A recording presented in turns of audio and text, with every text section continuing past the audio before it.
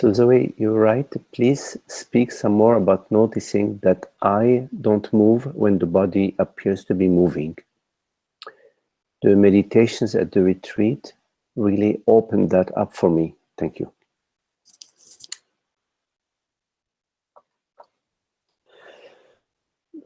Zoe, the meditations, the body awareness during the retreat,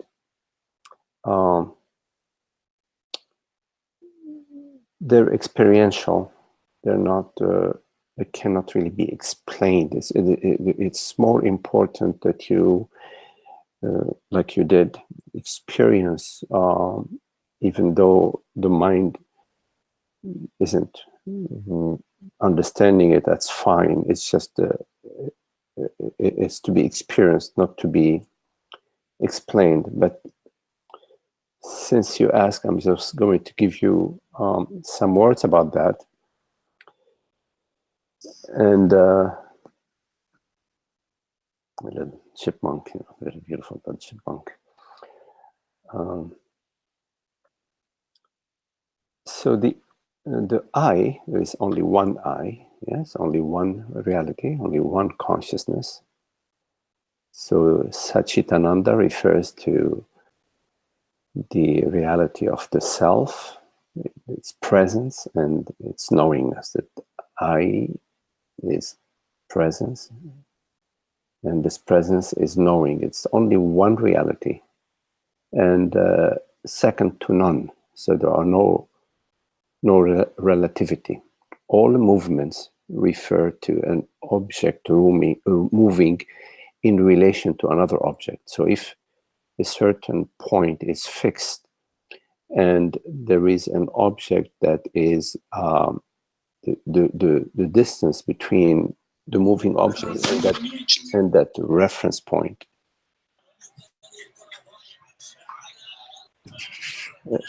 Weshdi, I'm muting you. If you could, whenever you get on the satsang, just make sure that you are muted. So coming back to movement. Movement is in relation to two separate objects, a reference point and one object moving, or both objects moving in relation to a third reference point.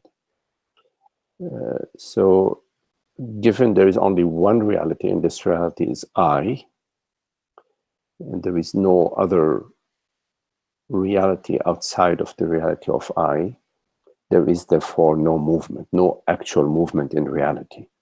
This does not mean that there isn't an impression of movement. For example, thought is movement as an impression. In the relative sense, there is movement. The car is moving at a certain speed on the road. It's moving from point A to point B in so much time. So that's in the relative realm.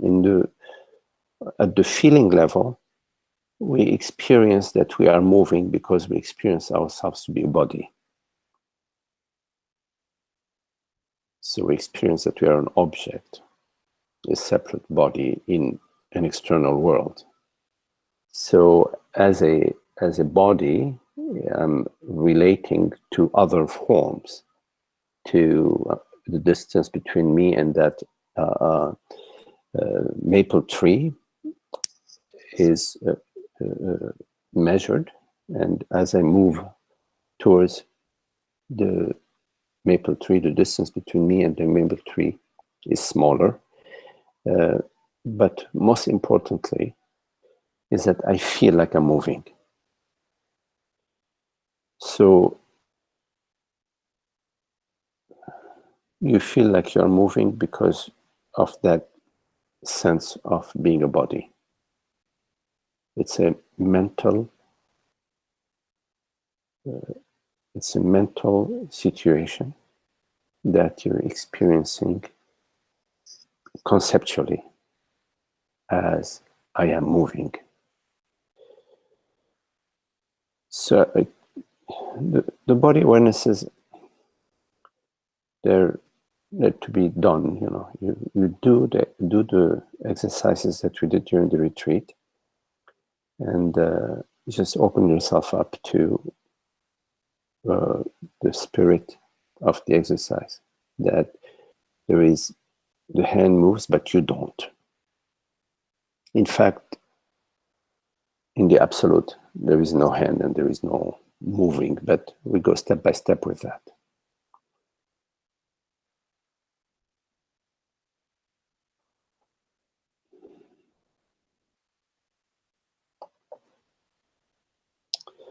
Hello, Maria. You write, when sitting with someone who is in pain, you talked about presence is the absence of the separate self. Please elaborate on being presence.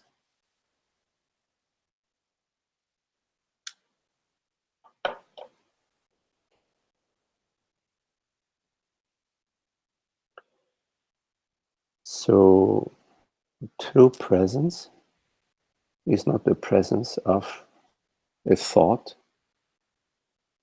or the presence of an image.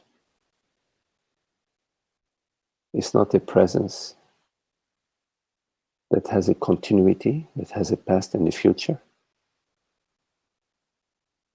So true presence is not a presence of any concept or any image, and it's not in time or space.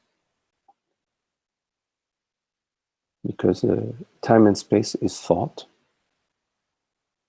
and sensation, and the personal self is just thoughts and sensations. So when you are present as a person, you are present as a conglomeration of thoughts and sensations. Now, if you ask yourself, what is the reality of this presence? The presence of thoughts and images, the presence of a bundle of sensations or a bundle of thoughts, you will find that they don't have any reality of their own.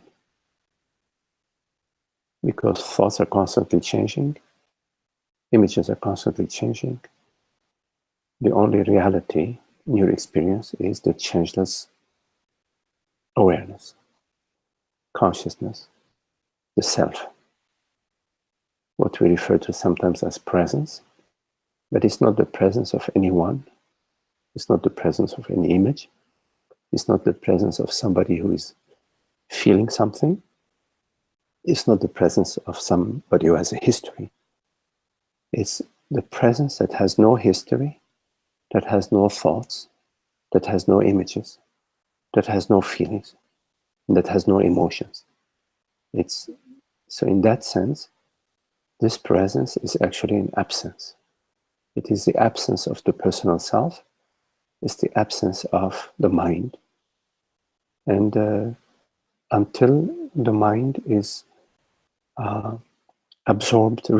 in the self, or is dissolved in the self, that absence, that presence, which is the true absence, or that true presence, which is the real absence, which is not the absence of anything, but it's the self, it's the light of being. As long as there is still an impression of me, a history, a person in time and space, that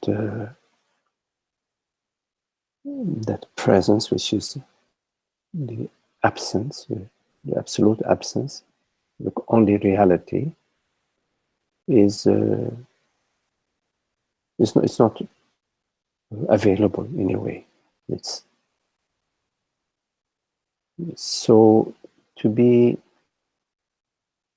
truly present with somebody who, for example, is in pain, or not even so, just to be present, period, you have to be contemplating, constant contemplation of the self. The constant contemplation of the self will reabsorb or will dissolve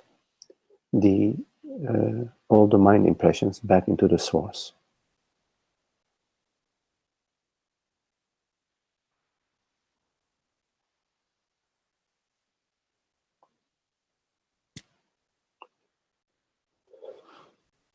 So you write, Maria, while there still is the remnants, impression of the separate self, there is no availability to this presence.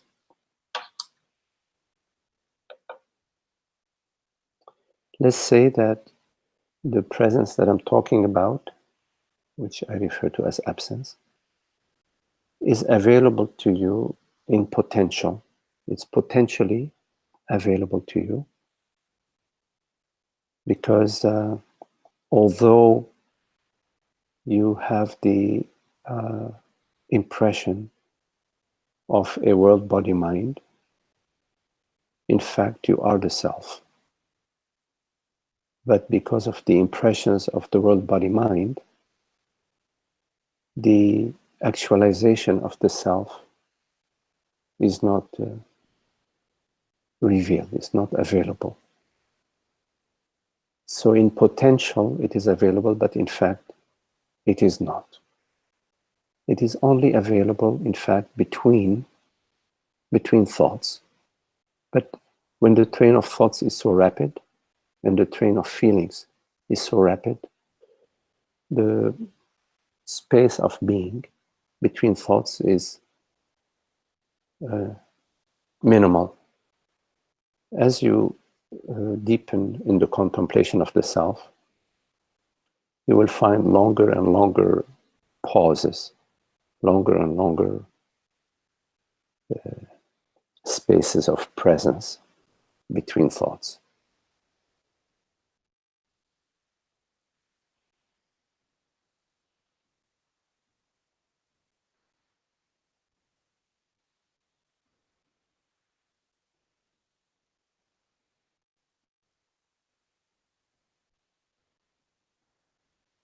Also, until the world, body, mind has reabsorbed in the source, there remains a hum, the me sense remains. There is still a final threshold that needs to be crossed, which is the absolute fear. There is an absolute fear that needs to be crossed to come to the absolute. And that's the fear of extinction.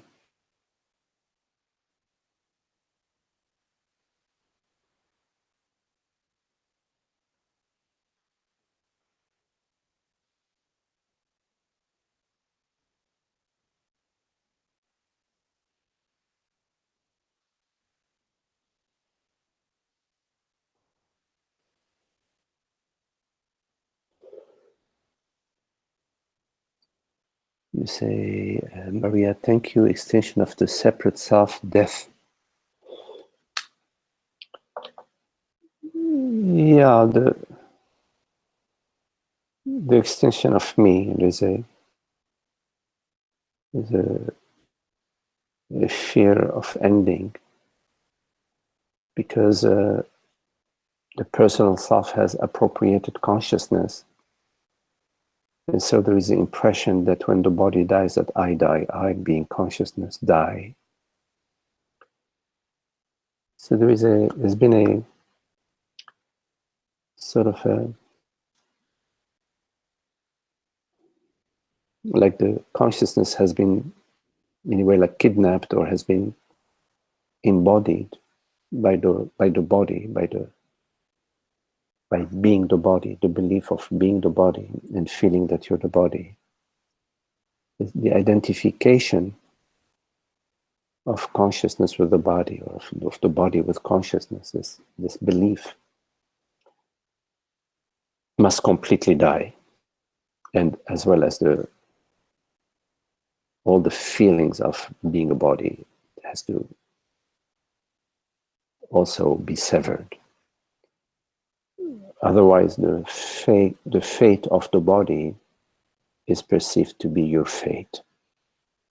And since the fate of the body is the death of the body, the eventual fate of the body, which is also constantly changing. And because of the identification, there is the fear, the absolute fear, which is the fear of ending, the fear of consciousness ending, that I will end with the body, with the ending of the body.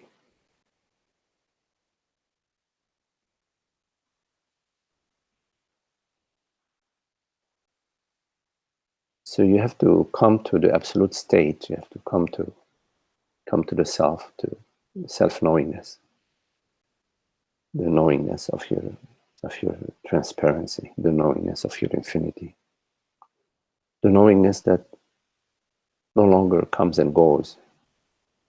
So the contemplation is an ongoing contemplation of what is the reality of my experience, what am I truly, and not what do thoughts say that I am, or what do feelings say what I am, because thoughts and feelings are not a representation of what you are. They're not what you are.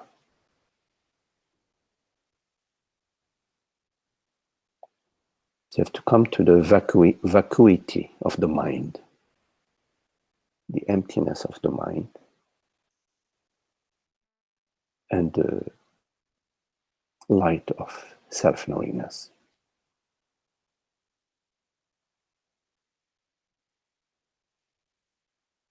So do not refer to yourself as Maria, as a person. You have to completely let go of the past and of the future as well, so that you come to the eternity of presence. And this eternity of presence is void of time, and therefore is the complete absence of mind. And of course, the light of being shines unimpeded in the absence of mind. So you could say that mind is like a shadow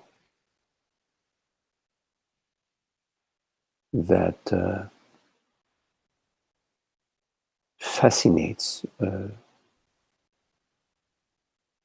Like they have those those theater with a shadow. Like there is a curtain, and behind the curtain there is a light and a shadow play, shadow show. So the mind is like that. It's a shadow play.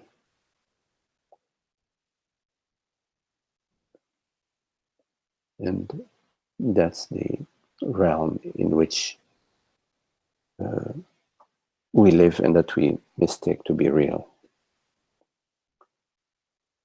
Maria, you're right. Mind in this case is referred to as thoughts, feeling, and perceptions. Yes. Anything that is revealed, whatever is revealed via the senses. So it's like the prism.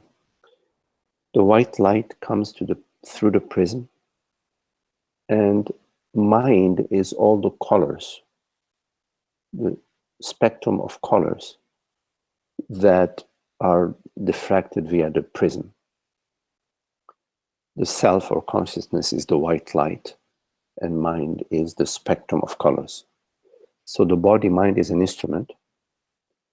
The light of being shines through the instrument as thoughts, perceptions, and sensations. And the instrument is not like the prism, because the prism has no self-identification. But with the body, it's a little bit more complex than just the prism, because there is identification, there is the I thought. The I thought is the main pollutant that basically separates itself from consciousness or appropriates consciousness, embodies consciousness.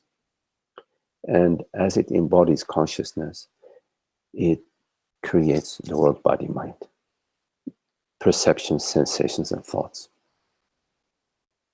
As the separate self-impression returns to the source, so does the world, body, mind.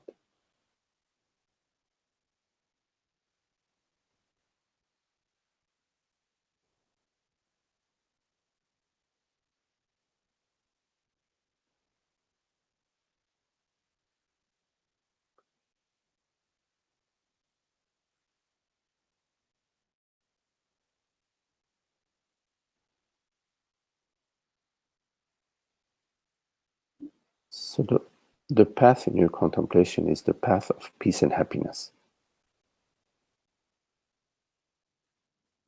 Marty? Yes, Maria. So, in a way, with this beautiful metaphor of the prism that you're talking about, whereas if the body mind is an instrument without the identification, I mean, can the body mind become like this pure instrument, like a prism, where then all the beautiful colors, which is this, I guess, this manifested phenomenal world, Yeah, it could be enjoy and celebrate it, like there is beauty in all these colors, right? And it only becomes troublesome when we forget that the colors come from the pure light. Yeah, you could say that. You could say that in the absence of the I thought, then the world, body, mind is celebrated. But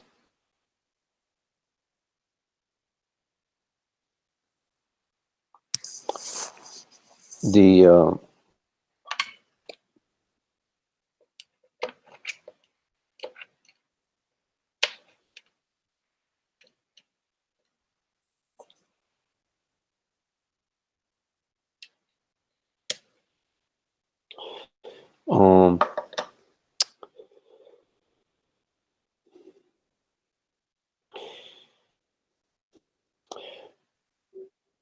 first you need to uproot the illusion. You need to uproot. You need to sever the illusion. Because if you maintain the position that, yes, the world, body, mind still remain and is for celebration and contemplation and so on, which there is some truth to that, let's say. If you maintain that position, you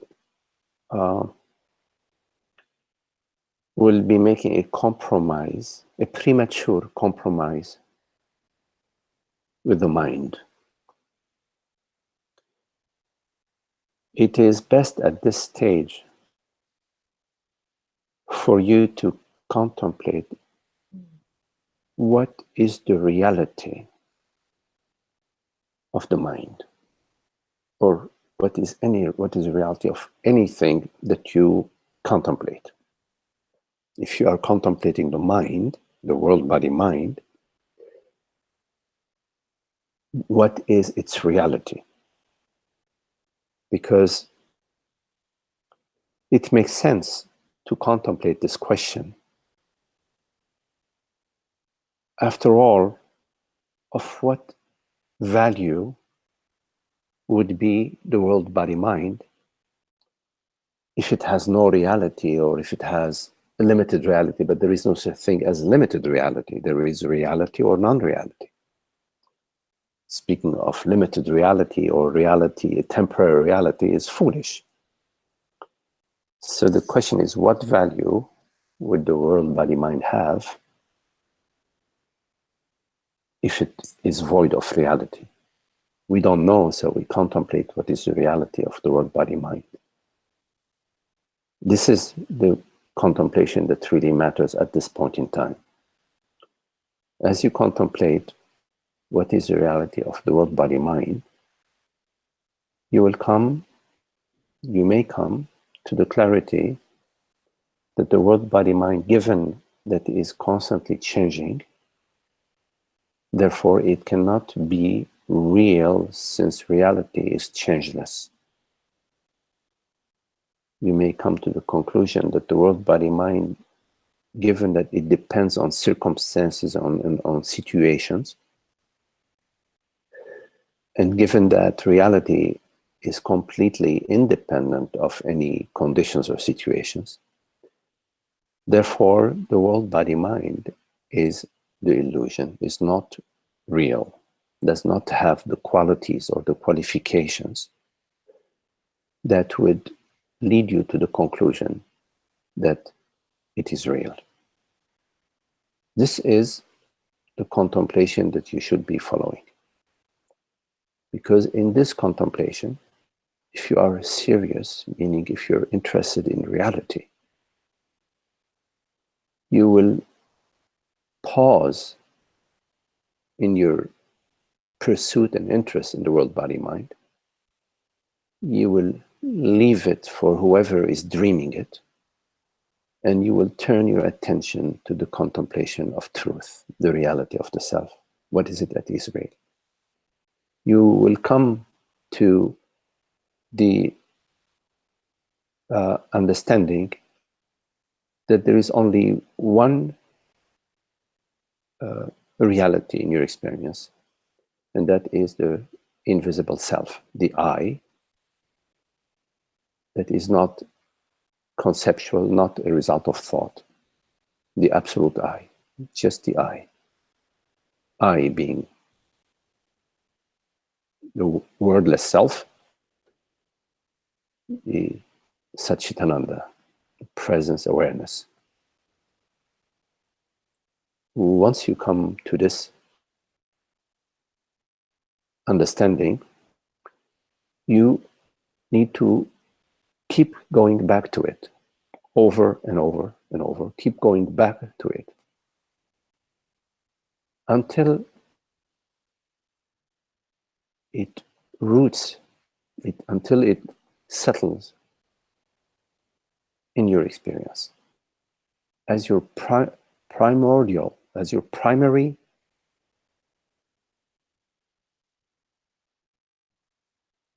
understanding, your primary experience. And that understanding will permeate your entire experience. And from that position,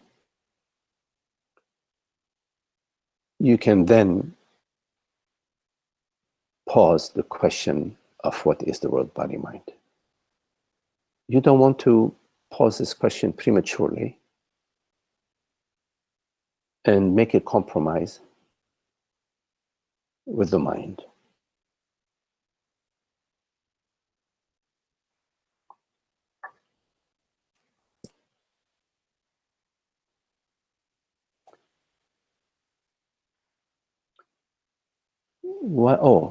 So you're right, Maria. Why should reality be changeless? That's a very important question, because if you're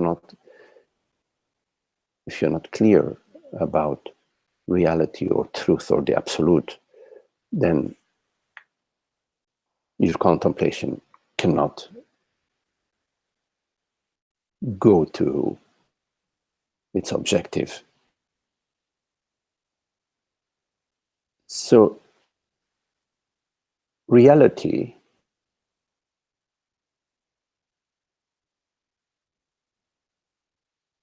when something is real,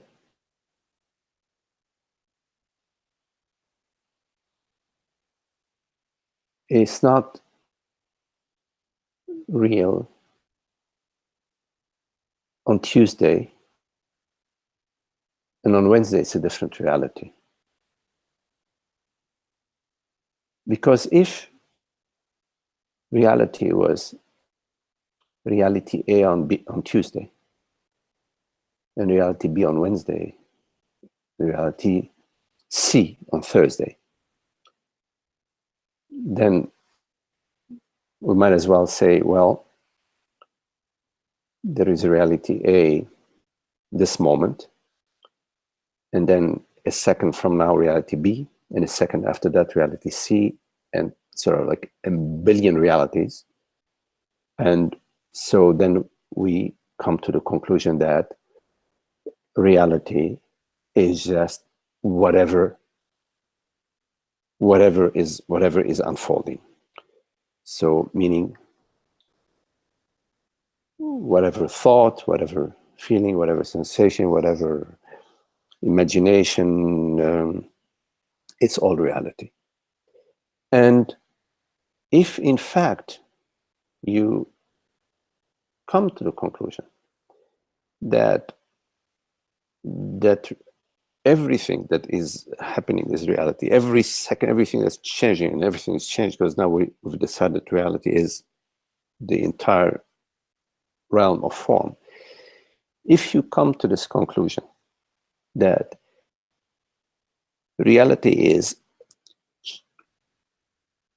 has no specific, there isn't one fixed reality, it's everything with all its intricacies is reality, you're basically saying that reality is everything.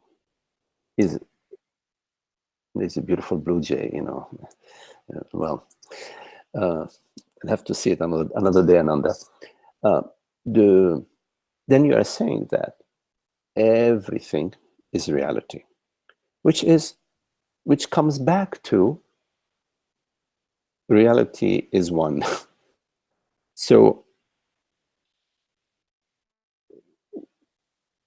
by saying that reality is changeless, or by saying that reality is changing, but it means everything, that every possibility, you are saying the same thing. Are you following what I'm saying, Maria, or not well, really? This is fantastic. I mean, this is so wonderful. I mean, okay, so if reality is everything, it's whatever that's coming up, that's unfolding. Right. In a sense, you're saying then it is changeless. You says, Yes. which comes back to reality is one. Yes, because when we're saying that reality is changing, includes everything. What's happening in distant galaxies, and what's happening in Kathmandu, what's happening downtown, everything, every thought, every sensation, every breath, every molecule, the dance of every ray of sun, every flutter of a wing of the butterfly. If you're including all of that, then you're coming to that everything is reality. So you're coming to where I'm starting from, that there is one reality, and therefore it's changeless. So absolute change and no change at all are the same. Absolute change. Absolute change. More? What absolute change? Absolute change means everything is changing. There is nothing that is changeless. Right. Everything is changing. There's nothing that is changeless. And everything is changeless, meaning there is only the changeless are the same. It's the same statement. Okay. Yeah, my brain is not wrapping that up very well. I guess I don't know how rational or not. Let's put it another way. The key thing is that you're basically referring to everything, to totality. You're saying the totality is changing, and I'm saying the totality is changeless. So whether you're calling it changing or changeless, we're referring to the same thing. We're referring to the totality. There is nothing that is not changeless, and there is nothing that is not changing. It's the same thing, because you're basically referring to everything. This one state. We're referring to what we're saying. What we're basically saying is that it cannot be changing and changeless. It's or absolutely changing or absolutely changeless. So in my contemplation, because the contemplation of reality has a lot to notice what is changeless. Okay. And what I notice is that everything is changing. Okay. So because we don't want to confuse the contemplation, let us try to reach some kind of agreement here so we can know which direction our contemplation is going. Let's say that everything is changing, yes? When you are in your night dream, when you're in night dream, you're perceiving everything changing. All your dreams are changing. Yes? I mean, there is movement in the dream. Are you with me? Yes. Okay. But yet, at the same time, you know that you, who is dreaming all these dreams, you're dreaming that you're in Nevada, or you're dreaming that you're in Hawaii. In fact, you are not in Nevada and you're not in Hawaii. If you win $1 million in your night dream, when you wake up, you don't have $1 million in your account, right? Right. So you know that, just using that metaphor, that there is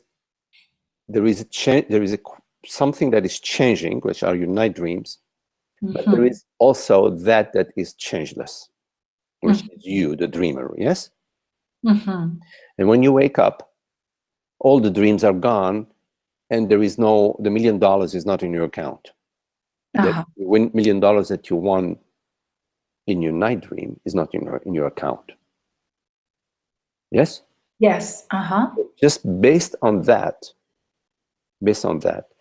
the experiences that you had in your night dream are illusion compared to you, the dreamer of those dreams. Yes. Because all the dreams depend on you, and you do not depend on the dream. You don't depend on the dream. You could have the dreamless state. You could dream of Hawaii, or you could dream of Moscow. Moscow depends on you, or Hawaii depends on you. You do not depend on them. Right. So the night dream is real in the context of the night dream. Everything that's changing in the night dream, at the moment that's experienced, it's experienced as real. Or when you wake up, what's real is the dreamer that dreamt that. Yes. And then the night dream is no longer real at that point. Right. You realize that there was no actual pink flying elephant. Right. So then reality could be everything that's moving and changing. And it's also the reality of the dreamer who is. Well, what is the reality of the $1 million that you won as compared to you? Well, at the time of the dreaming, there is that reality. Yes? Well, it depends. I mean, there is a reality. There is a reality from the point of view of whoever it is in the dream that won that $1 million, right? Right. But for you, consciousness, let's say that you are aware. Let's say that that you're dreaming that you are Betty. Okay, you are Betty, and you won $1 million. But you are also aware that you are dreaming that you're Betty. Okay. So there is you, Uh, Maria, and you're aware that you are dreaming Betty, and Betty won $1 million. mhm. You know, Betty is very happy, Right. but you know, because you're aware of the dream, you know that Betty's happiness is imagined by Betty, because you are dreaming Betty, and you know that you are the one that's really laughing, Mm. because you know that you're dreaming Betty, and you are dreaming her winnings. Mhm. Now, when you don't know that you are dreaming Betty, Mhm. then you say, well, wait a minute, Betty did win $1 million. She actually was happy. But in fact, Betty was not happy. It was you who was dreaming Betty's happiness, and you're aware that you're dreaming Betty's happiness. So what I'm saying is that there is a subordinate relationship. Betty and her happiness, and Betty herself, and her gambling, all of that depends on you dreaming it.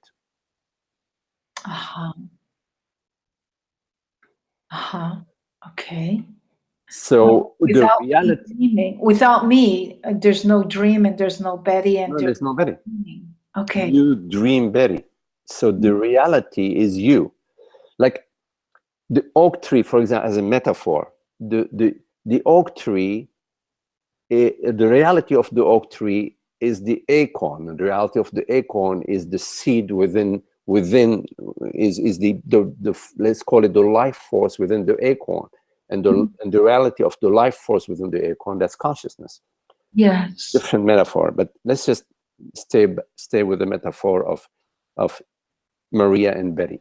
In this case, there is from the point of view of Maria, it's very clear what the reality is. That I, Maria, I'm the reality, because I'm dreaming Betty and I'm dreaming her winning. From the point of view of Betty, the reality is Betty is the reality. From the point of view of Betty, and her $1 million win is real for Betty. Because she's imagining herself to be real. But Betty's imagining and her winning and all her perception, all her experience are being dreamt by Maria. So in that sense, Maria would be consciousness and Betty Yes. would be the separate self. The world body would be the separate selves, right? The separate self, separate selves, and all their winnings, and the casino, and the whole dream that Betty is having. And not just Betty, because you may be dreaming at the same time, you may be dreaming that Betty is in a casino with 50 other people. And you may be dreaming not just Betty, but also Joe and Yolanda, and you may be dreaming all these people's dreams and their experiences. But let's just keep it simple and just stay with Betty for now. So the reality of Betty and all her dreams is Maria.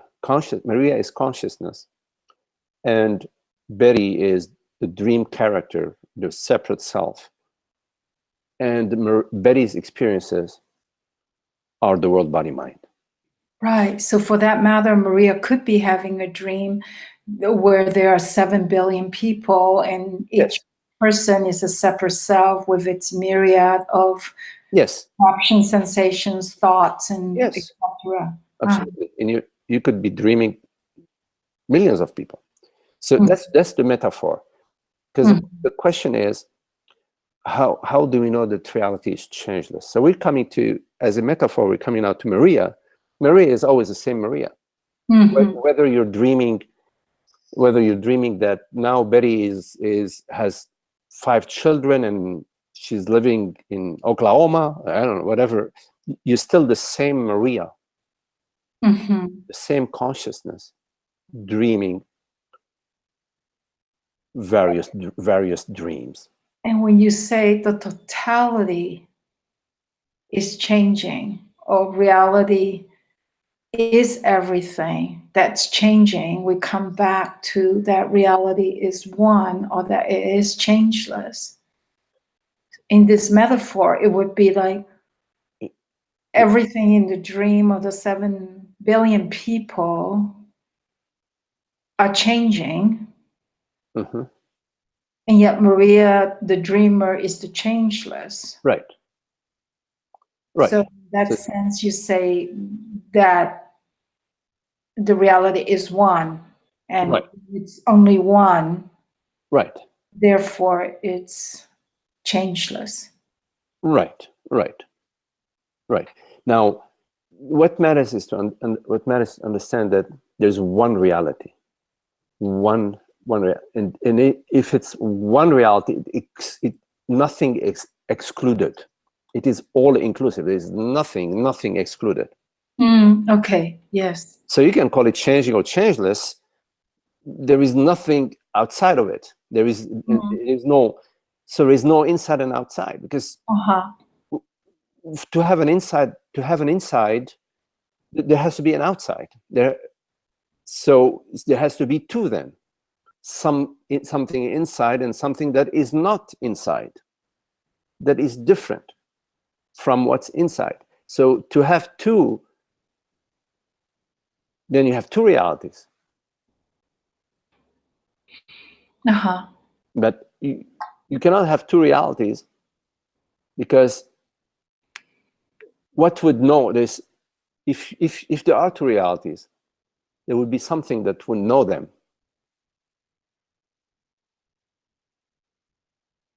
There would be something that would know there are two realities, right?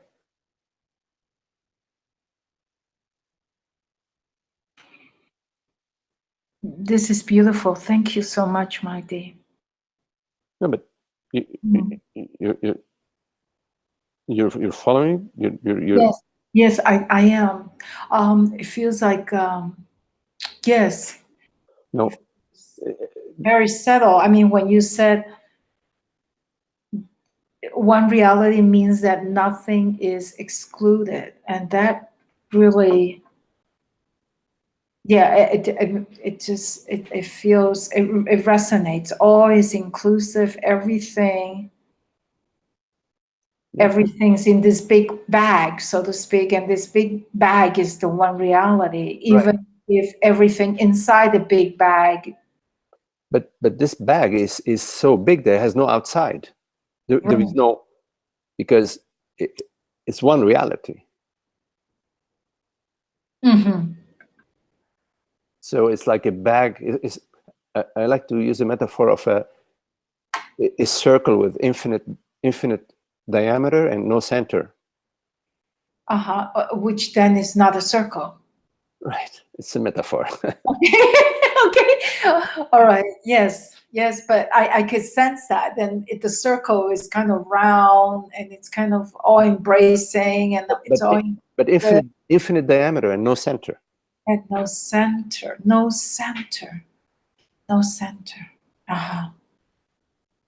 And no diameter.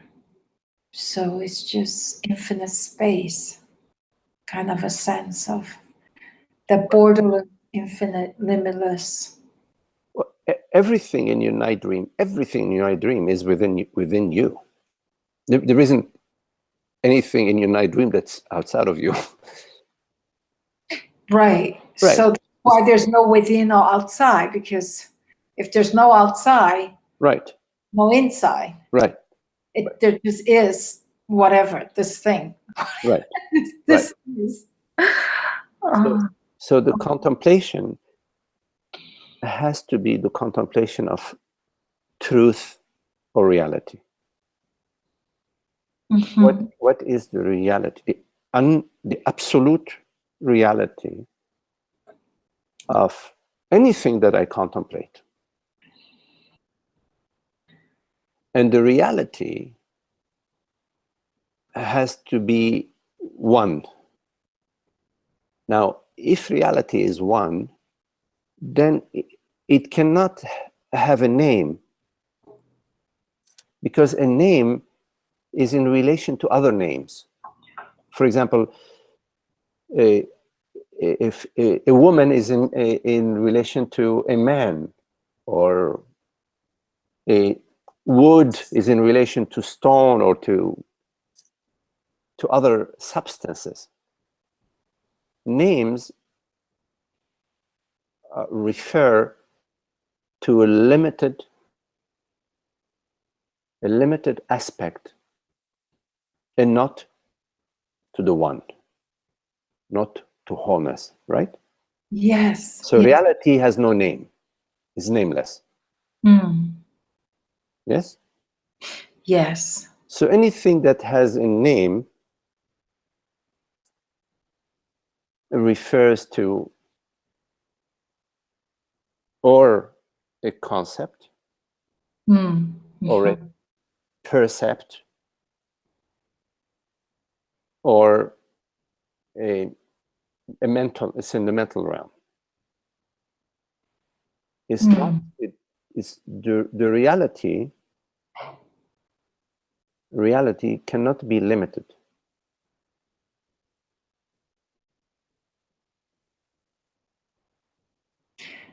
You need to sit with that. You need to let it sink in. Yes. Yes. Yes. Reality must be absolute. It cannot be relative. A relative reality would be in the dream. So in the dream, Betty wins $1 million, then half hour later, she loses $40,000. She loses the million plus 40,000. It's relative. It's in the dream. Yes? Yes. Yes. It feels like we're talking about something you said, limitless, and the mind is feeling very limited, like the instrument through which I'm trying to understand and really take this in. It's almost like a limited thing is trying to hold on to something that's limitless. Okay, Sense of inability, Right, but the way you are in this satsang, in this contemplation, in this conversation, is you don't try to remember. Don't try to remember. It's a direct understanding. Okay. And you stay with it. You stay with it, and you understand, or you get some understanding, and then you let that sink in, or you stay with it until you get an understanding where, okay, you get it, and you don't need to verbalize it. You don't need to formulate. You don't need to make it. You let it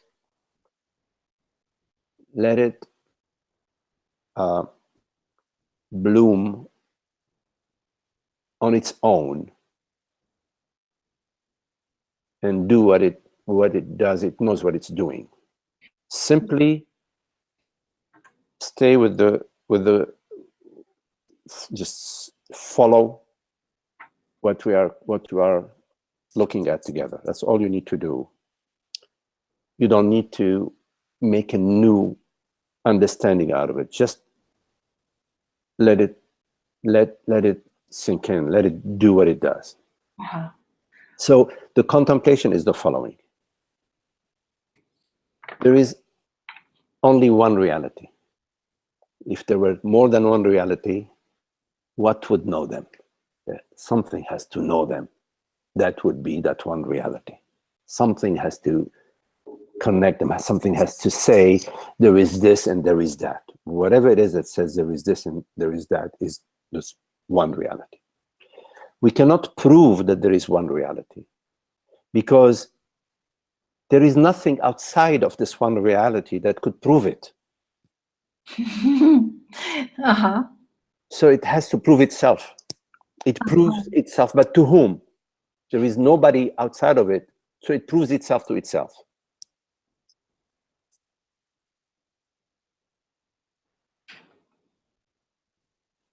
right? Yes. Because there is nobody else, right? Yes. So it's self-evident to itself, not self-evident to somebody else. It's self-evident to itself. It knows it is. And it doesn't know anything else or anybody else. There is nobody else or anything else. It just knows itself. Because if it knew something else, then it would be limited. Because now it's object A that is knowing object B. So reality, which is not limited, cannot know something else. Because within its wholeness, there is nothing that is excluded. So therefore, there is nothing else for it to know. It is all knowingness. Everything is known as itself. Like your body, in your body, the human body. The lungs, the liver, the spleen, the heart, they're all, you don't know them, but they're all the body. It's all inclusive. There is nothing outside of your, well, just it's a very limited metaphor. Okay, just take the body as a whole. For the body, there is nothing outside of it.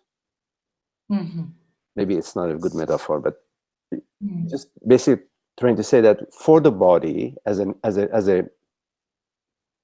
assuming the body is consciousness, all the organs within the body, they're intrinsic to the body. The heart doesn't know the lung, the body doesn't know the eyes doesn't know the blood. It is all of it is this one reality. So the contemplation is that there is one reality, and that reality cannot change, because it would change in relation to what? Who or what would say, oh, it's reality and it's changing? What would say that? So it's beyond change and changing, right? There's nothing like when you're looking at the weather, you say, oh, the weather is changing, right? Because you're sitting here and you're looking at the weather, right? But given that in the whole, in the one, there is nothing outside, sitting outside on a chair or sitting in the living room looking at it and saying, oh wow, reality is changing, then the whole idea of change is moot.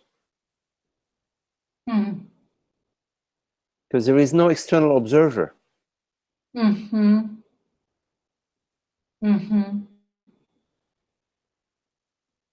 There is no one taking pictures of reality saying, okay, look, here is the proof. The picture reality was purple and here it is blue. Right? Right. So we use the term changeless, but we only use the term changeless as a pedagogical tool. We're only using it in the sharing of the Dharma, because the absolute is beyond words, beyond concepts, beyond opposites, beyond. This is Mike. This is when I feel like on the mind level I can't go any farther, and it's like I need to kind of just relax, like you say, relax into it, and it bloom or better if there's a little satori that could help along the way. I wouldn't mind that either. But who would pursue that, you see? Oh, that's right. That's the little separate me saying that. It's an interesting question, right? Because in the realm of the separate self, yes, I mean, I'm seeking Satori, you see, because from the separate self perspective, there is something for me to get or something for me to lose, you know. So I hold on to the good things. I don't want to lose them, and I pursue the better things. So that's from the dualistic model, the model of being the body-mind mortality, from the identification model that I am the mortal body-mind. Then there is that experience of seeking Satori. But okay, yes, Maria. So yeah, this is it's a good conversation, because it's really important to come to clarity that the entire contemplation of the self is the contemplation of truth and reality. It's not about experiences. It's about coming to a clear understanding of the true I am, the true I, one truth, the absolute, God, Brahman, whichever way you want to verbalize it. Yes. Thank you so much. There's quite a bit to sink in. Yes, And yes. I feel like the aligning in the direction of contemplation, that was really important for me right now. Beautiful. And okay. that really helped. Thank you so much. Okay, Maria. Okay.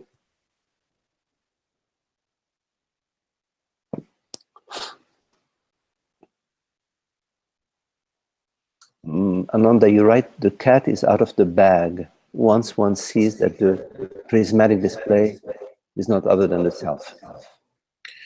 No, that's just, I wrote that while I was listening to the conversation. It was kind of my my thought.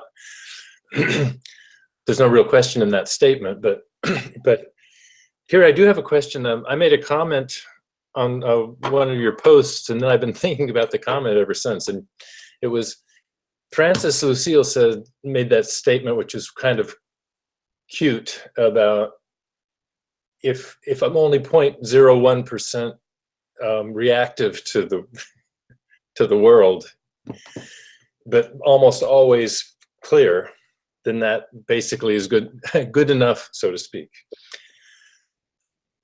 Do you remember that? We talked about that? Yes.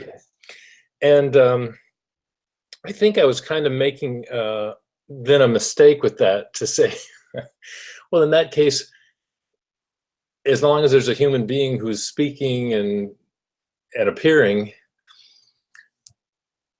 well, even that's a mistake, to say that there is a human being who's speaking and appearing, and that human being is 99.99% clear about that it's actually the self. So it just brings up this issue about, some of your posts recently have used the term absolute. It's absolute. There's no question about it. It's it's unchanging, etc. And something in me says that's like overweighted on one side or something. And your whole conversation now with Maria was kind of showing how the whole thing's enveloped, like like you're mixing a batter and the whole thing comes together. Yes. So, Ananda, maybe you want to lower your volume, no? Oh. It's possible. I hear a little echo. My voice is loud there. Okay.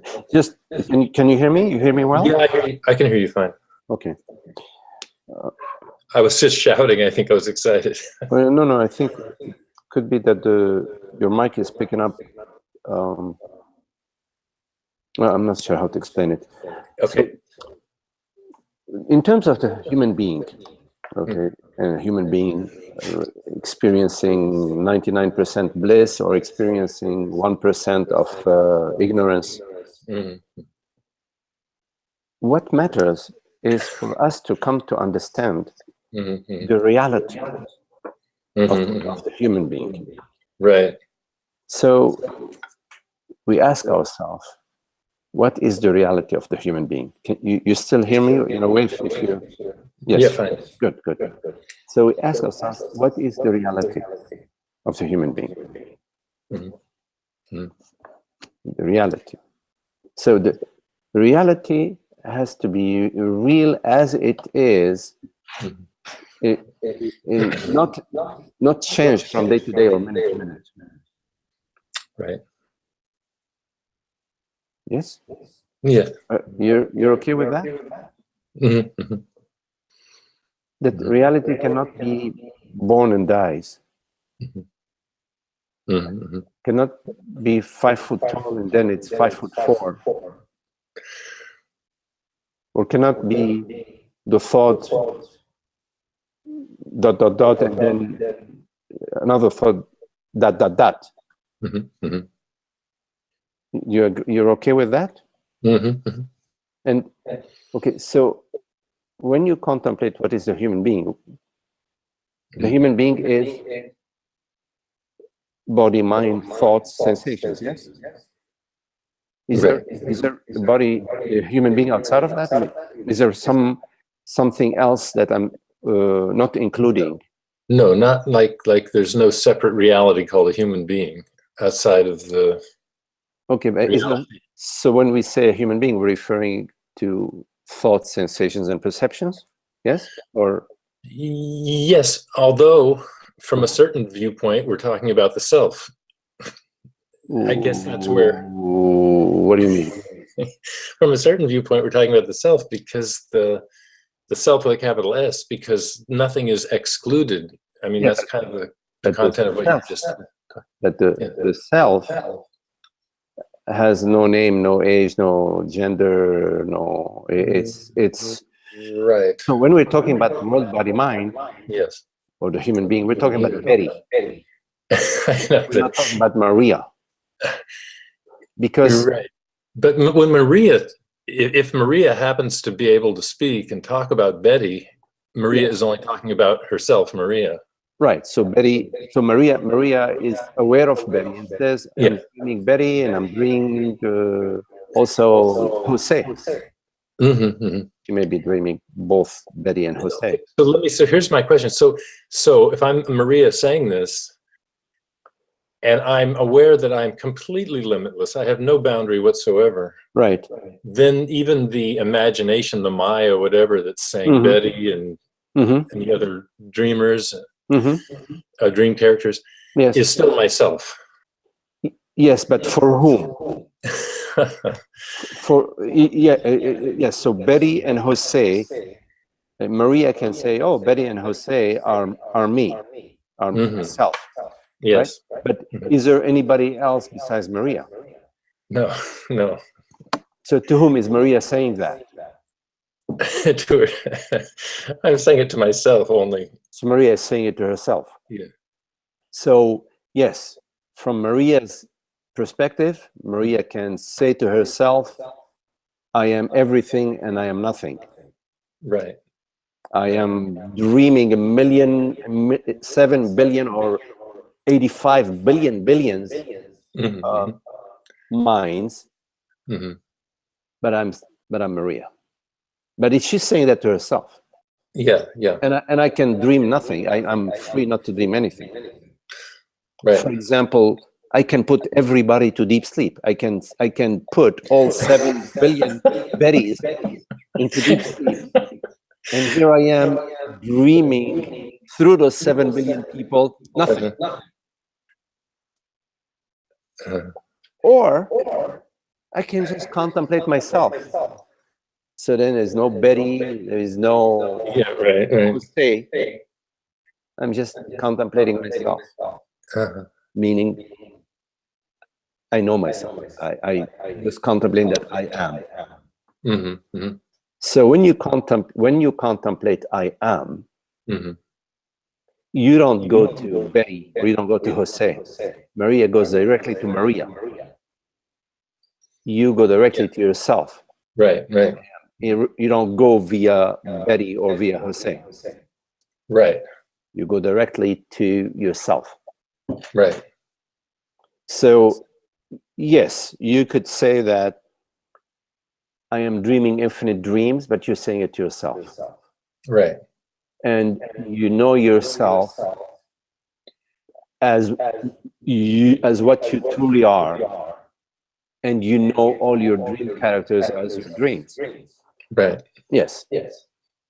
So then that peculiar funny thing that Francis said about being what point, I think it was 0.1% or 0.01%. It's not even 1%. Yes.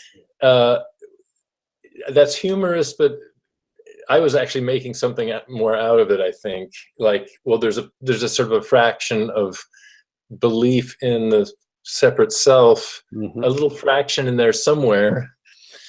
Well, maybe,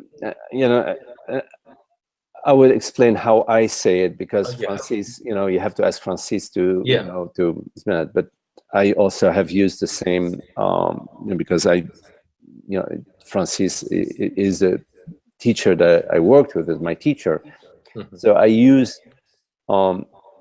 the metaphor that, okay, the self knows itself 99.99% of the time, and maybe 0.01% it forgets. Mm-hmm. I forget that I'm Maria. So the thing is, the metaphor that I was talking previously with Maria and Betty is that Maria now is dreaming Betty and Jose, but she's aware that she's dreaming Betty and Betty and Jose. She's aware of it. It's a wakeful dream. She's awake in her dream. And every now and then she forgets that she's awake, and now she's starting to feel, oh my God, I lost $20,000. A second later, waking up from a dream at night, sometimes I feel a shift towards the personal. It's like that. I thought I was in an important test, and I had to read a whole book in 15 minutes and then take a test, and I was kind of. And then I woke up from that dream, and it took a moment to shake it off, so to speak. I'm just giving an example of thinking that it wasn't even me, it was the dream character, and yet its awareness is aware of it. So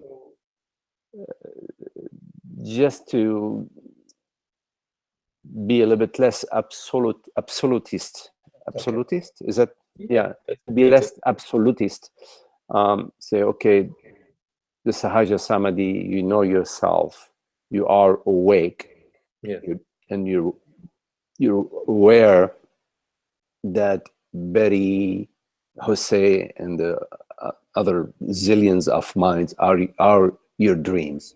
They are yourself. There is no other reality.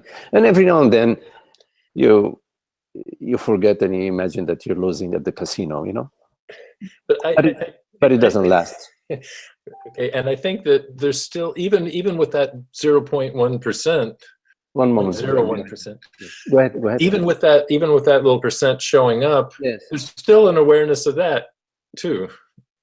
Well, no, not really, no, because in that moment, that's what's called a delusion, called illusion, or lost in mind. At the moment of believing that you are at the casino, losing $30,000, whatever it is, at that moment you forgot that you are Maria.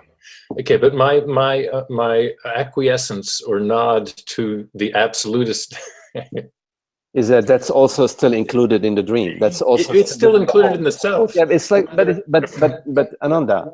Okay, so therefore, if you take just that statement that you just said and expand it, then you would conclude that I may as well be I'm unhappy right now. My life is unhappiness, it's misery. But it's all included in the self, and opening the door to that, right? No. Okay, well, that's beautiful. Thank you. We're not going to do what is it? Neo Advaita. We're not going to do Neo Advaita. It is happiness. 99.9%. of the time. Okay. All right. But there was a comment. Okay, Zoe, let me see what. Oops. One moment, Zoe. Let me see. I've got to do this, and I've got to do that. Okay. And now I could.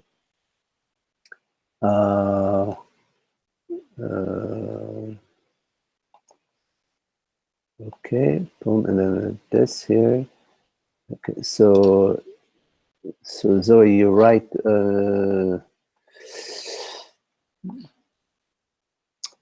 Okay, so Zoe, you're right.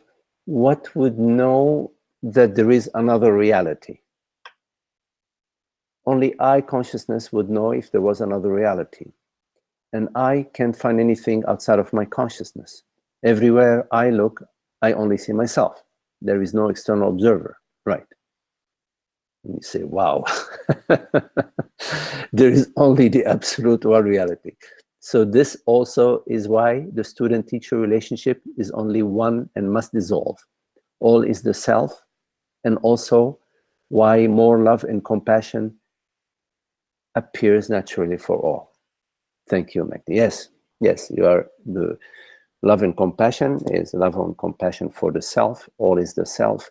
We recognize the self. The self is love, and there is only yes, yes. Okay, so right. In terms of the student and the teacher, Zoe, as you know, which I mentioned many times, the teacher is the self. Yeah, it appears to the senses as a body mind, as a friend, as only because in the dream, for the separate self relates in the mind. So the separate self needs a mind to approach it. It needs to relate to somebody. So in a way, you could say that the self is like a sorcerer that that appears in the dream as a character, as a dream character, and via its sorcery, via the grace of the self, can, for in certain cases, shed the light, not in certain cases, actually across the board, shed the light into the dream. The light is, of course, the light of God, the light of the self, not the light of the dream character. Yeah. Yes, Zoe, you're right. That is amazing. Yes, yes, that's how it is. That's how it is. It's not the teacher is a mind appearance, but the true teacher is invisible, the invisible self. So for the senses, there is an appearance, but the truth teacher is not an appearance. For the senses, the teaching is verbal and is explaining this, explaining that, but the true teaching is wordless. Isn't a word. It's not to the senses. It is a direct shining of the light that cannot be explained. It cannot be verbalized. And at some point, the separate self dissolves in the light, and there is a recognition of the teacher, teacher-student being one as the self. Just being one. It's what's referred to. The whole teaching is referred to as a silent transmission. At some point, it's a silent transmission. And then there is an ongoing deepening and unending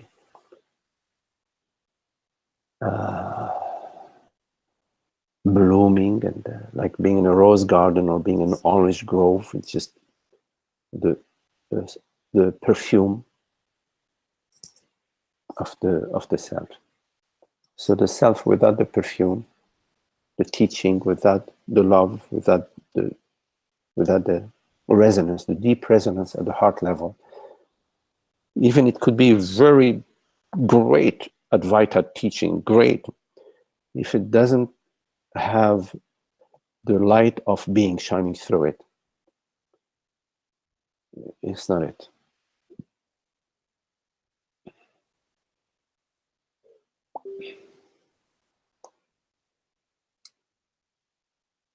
Okay, Zoe, yes, you said that it's so clear now. Thank you. Okay, Zoe. Well, there's still 4 minutes till the.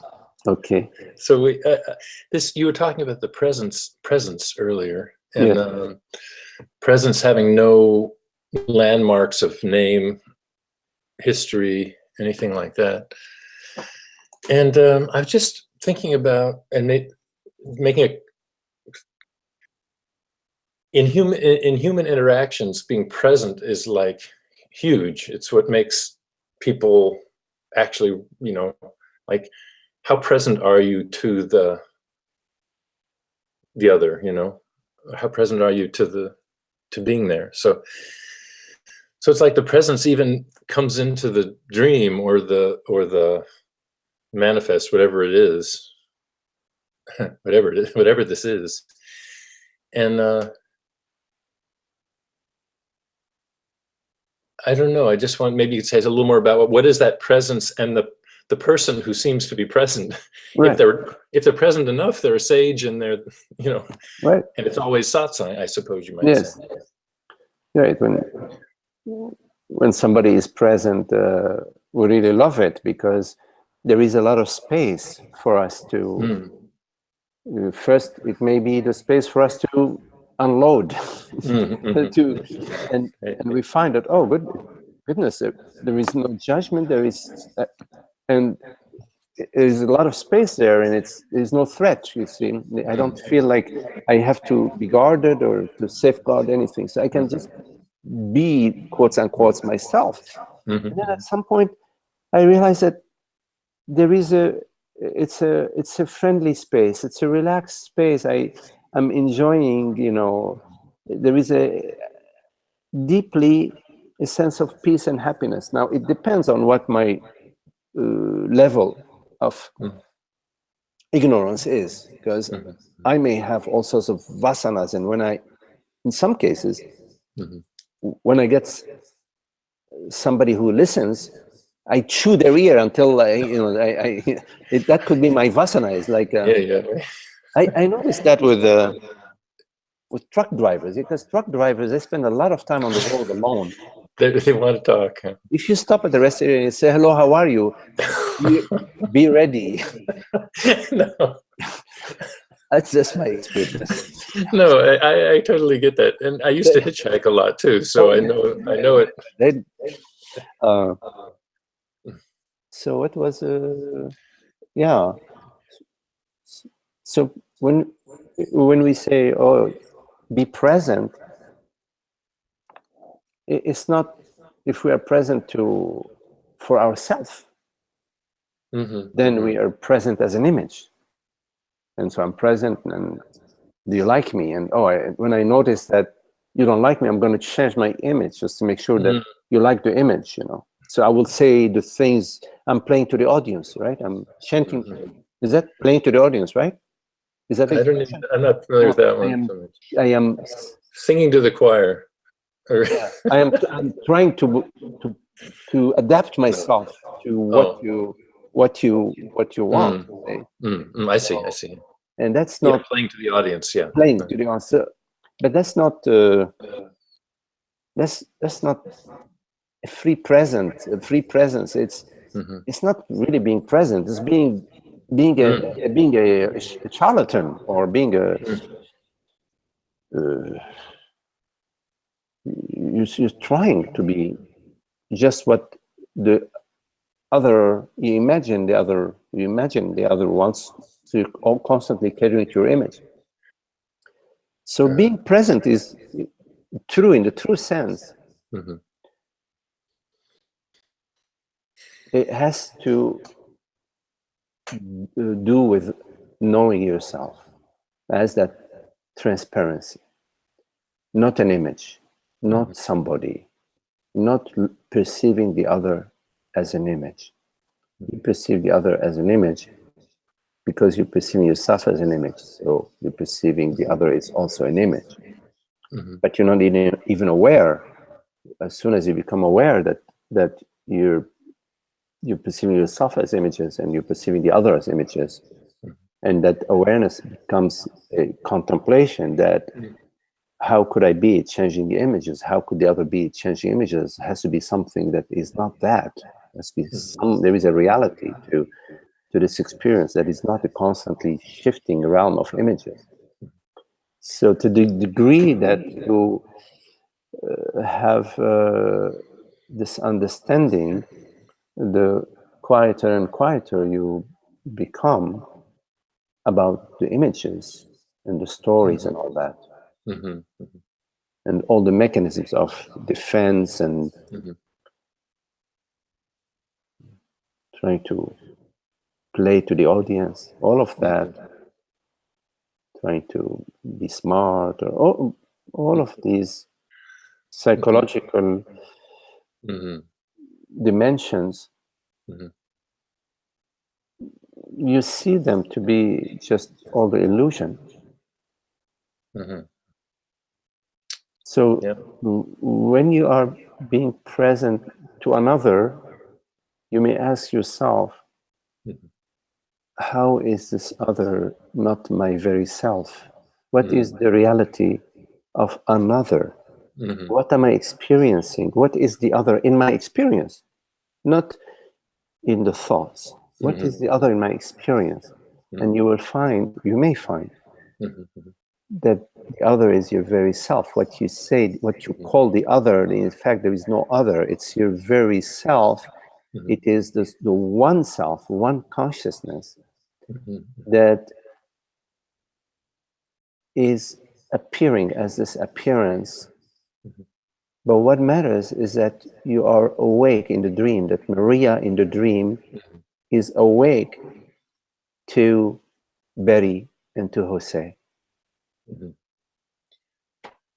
That you're awake to what you truly are. There is only one reality. There isn't another reality called Ananda. There isn't another reality called Betty or Jose. There's only one reality. Well, we call it Maria, but it's nameless. In the metaphor, we're calling it Maria, but it's nameless. It's not like you are being present, that your reality is being present to the other reality. Yeah. Right. Your limited reality being present to it's not a limited reality being present to another reality. Yes, there isn't such a thing as two realities. It's just this one reality. So you could say that it's all about knowing yourself. It is all about awakening. It has nothing to do with being present to others. It's about knowing yourself. The true self. What am I truly? What am I that I can be so completely certain of? It cannot be a thought. It cannot be a concept. It cannot be an image. Right. It has to be none of that. What is it? Right. And so it just when Maria shows up in the dream world, she may look like Betty. Well, here is here is the dream world right now. Yeah. So talk directly to right now. Yeah. So I see you as Maria now, talking through Magdi. Can you say it differently? Well, Maria, being the only reality and just being given a curse, is speaking through Magdi in terms of satsang. Yeah, you could say that. Yeah, consciousness is wild, you know. And to the extent to which you also, and not to extent which, what really matters is that you know yourself. Mm-hmm, mm-hmm, mm-hmm. You know your true self. Yeah. Yeah, that's the superlative pointer. I get that. I appreciate that. You know, that you consistently remind of that. Yeah. What else? I mean, what, What else? really? I mean, what else? What else? I mean, it doesn't matter. Million formulations, great formulations, but knowing myself, knowing what the reality of what I am. Yes. Mm-hmm. Yeah. Right. Always to come back to that. Always to, but nothing else. Yeah, that's nice. That simplicity. Yeah. Okay. Oh, that's great. Well, very beautiful. You know, thank you all for your lovely company. Yes. See you soon. Okay. Much love to you all. Namaste. Namaste. Namaste.